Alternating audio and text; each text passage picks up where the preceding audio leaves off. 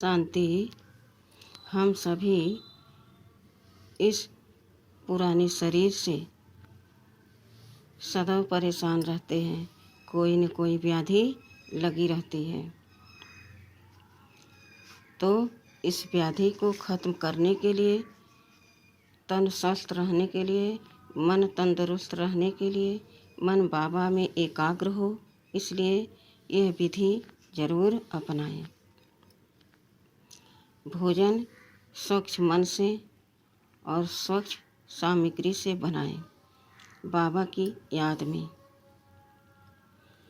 और फिर जब भोजन तैयार हो जाए तो थाली में जो भी आपके पास है, जो भगवान ने दिया है, उसमें सजा कर रखें और जल रखें।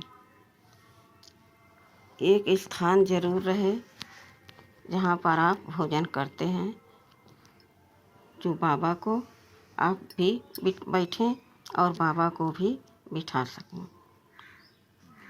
ऐसा स्थान जरूर चुनें।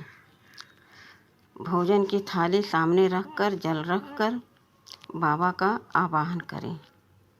बाबा, भोजन तैयार है। मीठे बाबा, भोजन तैयार करके हम आपका आवाहन करते हैं, इंतज़ार करते हैं। बाबा, आप आ जाओ ना। मीठे बाबा, आप 1 सेकंड में सूक्ष्म वतन में आ जाइए और हमारे ब्रह्मा बाबा को लेकर आप इस भोजन को पान करने के लिए आ जाइए। बाबा, मीठे बाबा, आप अपने संदले पर बैठिए।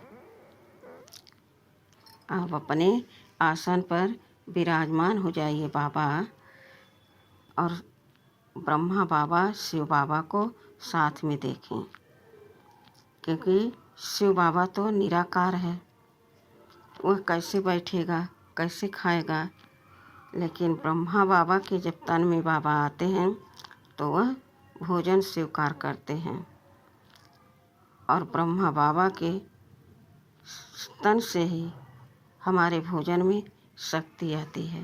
लेकिन अभी तो ब्रह्मा बाबा भी अव्यक्त हैं, तो वह दोनों आकर के भोजन हमारा स्वीकार करते हैं, बड़े प्यार से, भरे भाव से, श्रद्धा और विश्वास से, निश्चय बुद्धि से कि बाबा इस भोजन को ज़रूर ज़रूर पान कर रहे हैं।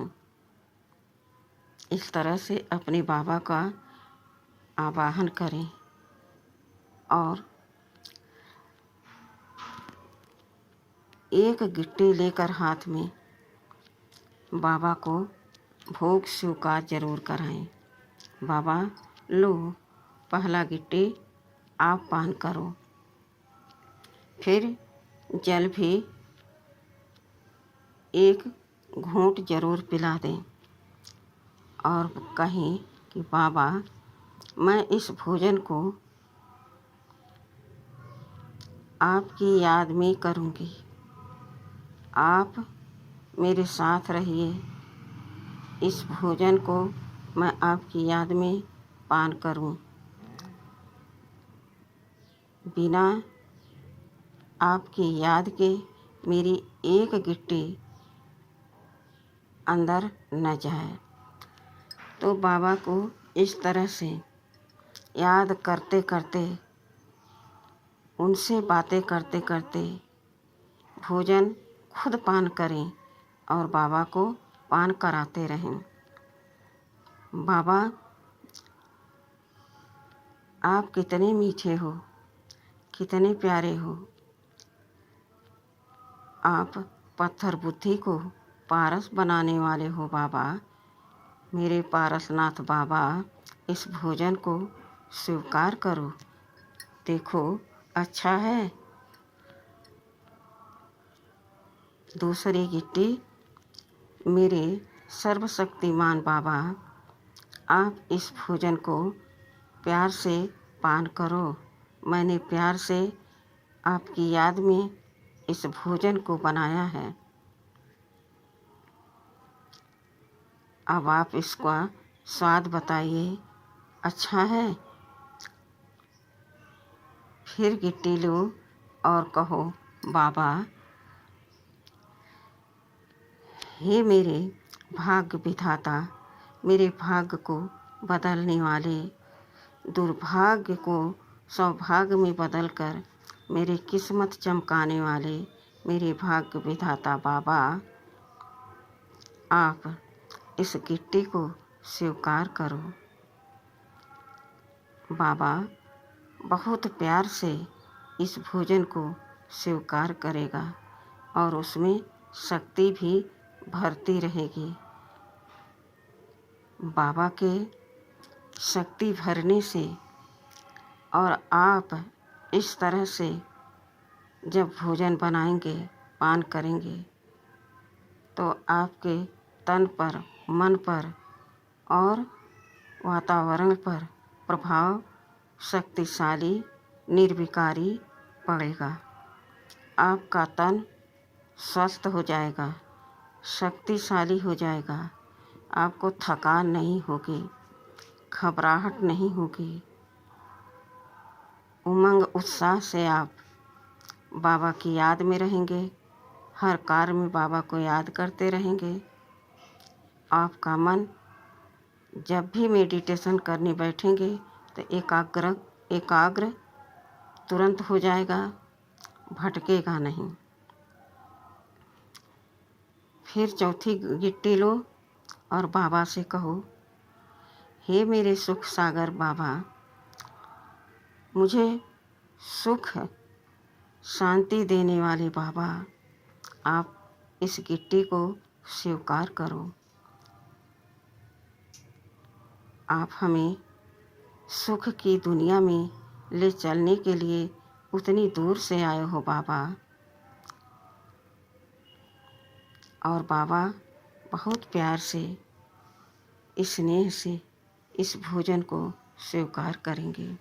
पांचवी गिट्टी ले लें और कहें, बाबा, हे मेरे ज्ञान सूर्य बाबा, आप इस गट्टी को स्वीकार करो, इस भोजन को आप पान करो। और इस तरह से जब आप प्यार से बाबा को 5 गिट्टी खिला दोगे, बाबा एकदम खुश हो जाएगा। उसका मन भोजन से एकदम भर जाएगा, खुश हो जाएगा, संतुष्ट हो जाएगा।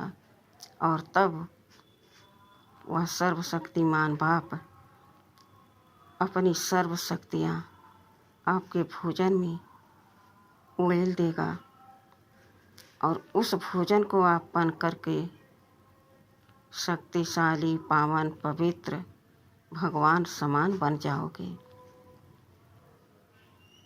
यही तो विधि है भगवान को रिझाने की, अपना बनाने की। भगवान ने हमें अपना बनाया, सब कुछ देने का वादा कर दिया और हम बार बार भगवान से मुख मोड़ लेते हैं। तो दुख की दुनिया की तरफ जब मुख मोड़ेंगे तो दुख के सिवा सुख कैसे मिलेगा। हमें इस बात पर विशेष अटेंशन देना होगा कि सुख के सागर, प्रेम के सागर, आनंद के सागर, करुणा के सागर, क्षमा के सागर, दया के सागर, सर्वशक्तिमान, इस संसार का रचयिता, जिसने हमें बनाकर इस धरती में भेजा, हम उसका न रह करके 5 विकारों के वशीभूत हो जाते हैं तो सुख कहाँ से मिलेगा। आज से यह प्रतिज्ञा करें, कुछ भी हो जाए, हम अपने मीठे बाबा से कभी दूर नहीं होंगे। इस तरह से अगर आप हर रोज़ सुबह शाम भोजन बनाते समय, खाते समय, सोते समय बाबा की याद में रहेंगे तो अहो सौभाग्य। अगर चलते फिरते आप याद करते हैं तो आप को योग लगाना नहीं पड़ेगा। समझ लीजिए कि आपका योग सदा प्रभु से लगा हुआ है, जुटा हुआ है। यह दृढ़ संकल्प करें कि आज से हम कभी भी बाबा का साथ और हाथ नहीं छोड़ेंगे। यह नहीं कि हम सुबह शाम योग करते हैं, बाबा की याद में भोजन बनाते हैं, बाबा को पान करा के करते हैं, नहीं। जब तक भोजन पान करते हैं आप, तब तक बाबा की याद में करने चाहिए, बाबा की याद में रहने चाहिए। और विधि, जब आप हर गिट्टी में एक संकल्प ले लेंगे तो आपका भोजन स्वतः शक्तिशाली बनता जाएगा और आपकी सांसें सफल होती जाएंगी और अभ्यास इतना पक्का हो जाएगा कि आप चलते फिरते बाबा को याद कर सकेंगे। तो आज से कभी भी बिना बाबा की याद की भोजन न बनाएं और जब तक भोजन पान करें बाबा को करा करके हर गिट्टी अपने मुख में डालें तो बराबर बाबा की याद बनी रहेगी। फिर यह नहीं हमें कहना पड़ेगा कि मेरा योग नहीं लगता है, मेरे तन की व्याधि दूर नहीं होती है, मेरा मन सदा डिस्टर्ब रहता है, एकाग्र नहीं होता है। यह कहना आप भूल जाओगे और बाबा की याद कभी भूलेगी नहीं। ओम शांति।